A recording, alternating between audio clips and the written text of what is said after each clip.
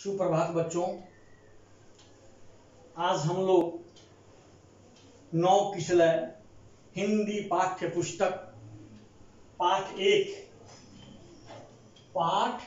एक भारत अपना देश कविता को पढ़ेंगे। भारत अपना देश कविता के जो रचनाकार हैं वे हैं श्री प्रसाद जी। उन्होंने इस कविता की रचना की है। तो सबसे पहले हम रचनाकार के परिचय को जानते हैं कि इस कविता में श्री प्रसाद जी ने क्या क्या अपना विचार दिया है, वो विचार जानेंगे। उनका जन्म कब हुआ है ये जानेंगे। उनकी कृतियां क्या है वे जानेंगे। वे कहाँ के रहने वाले थे वे जानेंगे। उनका निधन कब हुआ था वे जानेंगे। तो आइए सबसे पहले हम देखते हैं कि श्री प्रसाद जी का जन्म जो है 5 जनवरी 1932 को पराना गांव आगरा उत्तर प्रदेश में हुआ था। कब हुआ था? 1932 ईस्वी में आगरा। पराना अगर याद नहीं रहे तो आगरा भी याद रहेगा तो आपका काम चल जाएगा। आगरा में, यानी आगरा कहाँ है? उत्तर प्रदेश में। तो उनका जन्म हुआ था 5 जनवरी 1932 ईस्वी को हुआ था। ये प्रख्यात बाल साहित्यकार थे। यानी इनकी जो रचना है वह कितनी है? लगभग इन्होंने 5000, कितना? 500 से लेकर 5000 तक कविता व नाटकों का सृजन किया है श्री प्रसाद। बाल साहित्य भारतीय सम्मान 1995 सहित अनेक सम्मानों और पुरस्कारों से इनको विभूषित किया गया है। चूंकि ये उच्च कोटि के रचनाकार रहे हैं। श्री प्रसाद जी की प्रमुख कृतियां हैं मेरा साथी घोड़ा, खिड़की से सूरज, आरी कोयल, चिड़ियाघर की सैर, भारतीय गीत बचपन के आदि इनकी प्रमुख रचनाएं हैं। इनका निधन 12 अक्टूबर 2012 को हो गया। ठीक है, ये इनका परिचय हो गया। क्योंकि हम जब भी कोई कहानी को पढ़ते हैं तो उस कहानी के लेखक के परिचय के बारे में हम जानते हैं, उनका परिचय क्या है। और जब हम कविता पढ़ते हैं तो उसके कवि के बारे में यह हम जान लेना उचित समझते हैं कि उस कविता के कवि कौन है, उनकी प्रमुख रचना क्या है, उनका जन्म कब हुआ, ये जानना हमारे लिए बहुत ही उचित है। तो अब आइए इसमें कुछ शब्दार्थ है उसको भी हम जान लेते हैं कि शब्दार्थ में क्या है। जैसे यहाँ पर आप लिख दीजिए शब्दार्थ। शब्दार्थ में आ जाता है, पहले दिया है माटी। माटी का मतलब क्या होता है? मिट्टी। उसके बाद विश्व। विश्व का मतलब क्या होता है? संसार। विश्व का अर्थ क्या होता है? संसार। उसके बाद आइए निराला।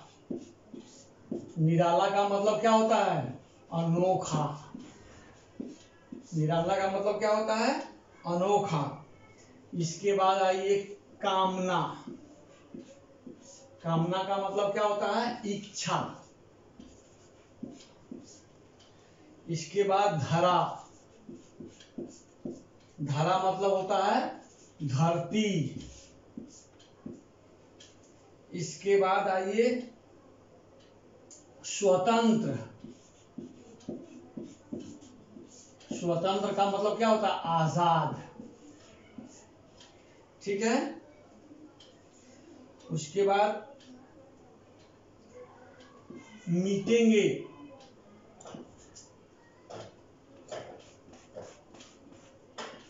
मटेंगे।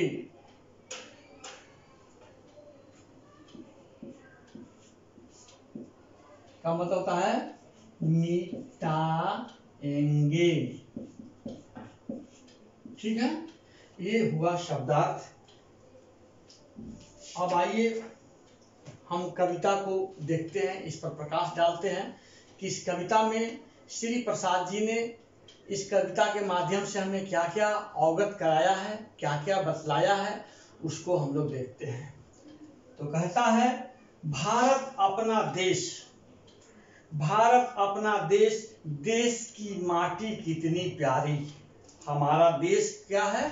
भारत है, और इस भारत की जो मिट्टी है वह कितनी प्यारी है। भारत बने महान, कामना रहती यही हमारी, हमारी इच्छा यही है।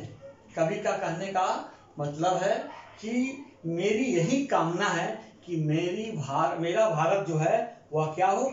महान हो। ये हमारी कामना है, यानी कवि की कामना है। भारत की थी शान विश्व में, भारत की थी शान विश्व में, सबने इसको माना है, यानी विश्व में पूरे भारत को शान के रूप में समझा गया है। जब देश था महान, जब था देश महान, देश को सबने पहचाना था। इस देश को सब लोग, इसको क्या किया? इस देश को सबने पहचाना है, पहचाना भी था। बदला फिर इतिहास दुखी, बदला फिर इतिहास दुखी, फिर हुए धरा यही सारी। भारत अपना देश, देश की माटी कितनी प्यारी, यानी इस देश का क्या हुआ?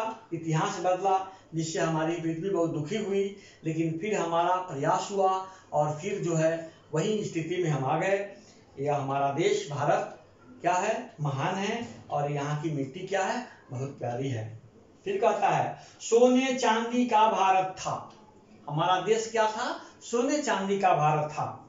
सचमुच ही धनवान, धन वाला, पर्वत नदियां हरे खेत वन, सब था यहाँ निराला। हमारा देश सचमुच क्या है? क्या था? धन वाला था। और सबसे बड़ी बात है कि यहाँ पर्वत, नदियां, हरे खेत, वन, यहाँ सब क्या है? निराला है, अनोखा है। रहे दबाते लोग देश को, फिर भी दबा न पाए।